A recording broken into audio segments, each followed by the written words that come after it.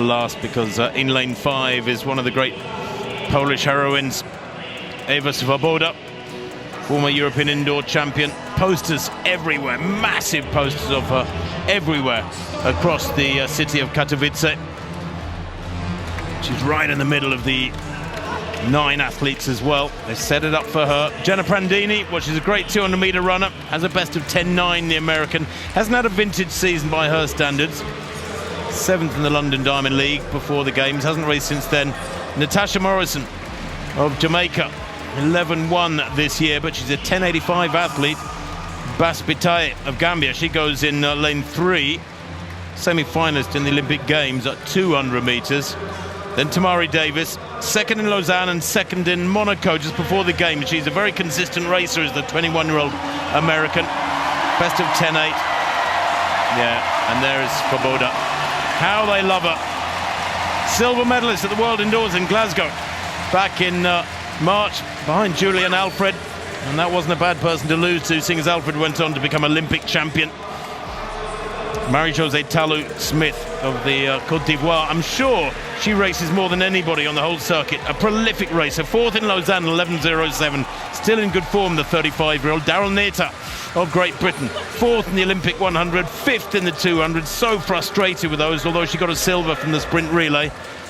Tia Clayton, 7th in the Olympic Games. The Jamaican silver medalist. Only a youngster, just 20 years old. And Patricia van der Weken of Luxembourg completes the lineup. She's a late addition, I think, because when I travelled here a couple of days ago, I was chatting to a certain Dina Asher-Smith at the airport as we were waiting for our bags. Dina announced yesterday she was pulling out of this meeting. I'm not sure if she's felt a niggle or if she's just not feeling 100%, but Dina flew here to Poland but is not competing tonight. So the meeting record, well, it's a rather impressive one. I'm not sure we'll see an extra one added in this race. 10.66 by Shelly-Ann Fraser-Price.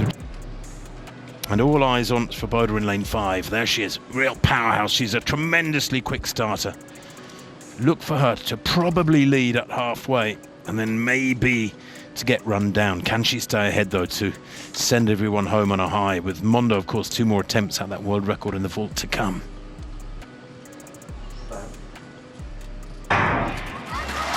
Well, a really good start from Tamari Davis there, 4th from right. Swoboda's got some running too here yet. I don't think she's going to win this one. Really good running on the near side too from Tia Clayton. Tia Clayton takes it there on the near side, I think. Probably the shortest athlete in the race and the youngest at 20. The Jamaican in lane 8, I think, just nicked that. 10.81. Well, it is super fast. That's the 5th fastest time in the world this year. And for Clayton, it is indeed a new lifetime best by a pretty big chunk. 10.83 she's given, in fact, but it is nonetheless a lifetime best. Swoboda didn't get her usual. What's up, viewers? Welcome back to the channel. That was one of the twin turbos, Tia Clayton, running at the Selisia Diamond League back in 2024. Hopefully y'all enjoyed that throwback race, but definitely pretty exciting stuff there in the 100 meters. Tia Clayton running in the outside lane, beating Talou on the line, clocking a time of 10.83 seconds. And at the time that she run that would have been her PB. But her PB has now been reduced to 10.76 seconds, and that was clocked this year in 2025. But yeah, she had a great season in 2024, making the Olympic final, and she was one of the favorite to medal based on what she would have done in the heats and also in the semis. But I would say experience is what got the best of her. She was inexperienced. She ended up finishing 4th, but it was a great run from her. So she would have ended 2024 with a bang, but coming into 2025, the starting of the outdoor season, she would have found herself injured. She ran a couple races before the injury kicked in, though, because she also ran at the Doha Diamond League, where she and her sister finished 1-2. Shelly-Ann Fraser-Price got beaten in that race, and they look like the 2 Jamaican female, the twin turbos, that would have basically medal for Jamaica in the 100 meters at the World Championships. However, running at the Jamaican national trials to claim a spot, she pulled up. So she did not qualify. Her sister, though, Tina Clayton, was the one who won at the Jamaican National Championships. And Tina went on to win a silver medal at the World Championship just about a week ago, right? However, before that though, Tia had one more chance to qualify for the 100 meters at the World Championships. That would have been at a Diamond League. I think it was Lausanne, or it was, I don't remember exactly where it was, but it was one of those in Europe. She was going up against Melissa Jefferson. No, she was going up against Julian Alfred. However, Julian Alfred got the best of Tia Clayton in that one, but Tia Clayton was able to lower her PB to 10.76 seconds. But it was a great run from her, and it's just unfortunate that she didn't beat Julian Alfred on the day. But she got to run in the relays, the 4x100. She ran the first round, and also she ran in the final.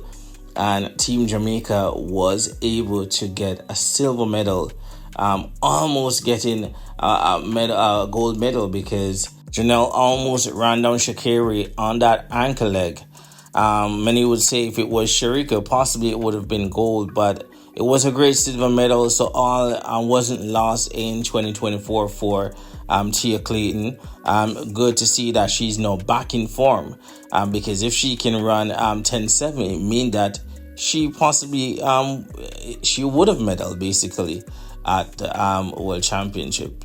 So, but yeah, great performance in the 4x100 though, and yeah, hoping for big things for her. Looking forward to see her run some really fast times comes next year, because as we know, the track and field season ended with the World Championships. Yeah, there will be one or two other meets, but nothing major.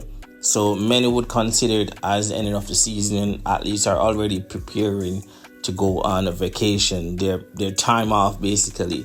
But yeah, hopefully y'all enjoyed this throwback race. Again, this one was at the Selisia Diamond League back in 2024, where we had Tia Clayton beating Telou in 10.83 seconds, and that was just some great sprinting from her in the outside lane. For update on her now, she has recovered from injury, and she ran in the 4x100 at the World Championships, was able to get silver with Team Jamaica, and definitely looking forward for bigger and greater things come 2026. Feel free to leave your thoughts on this one in the comments.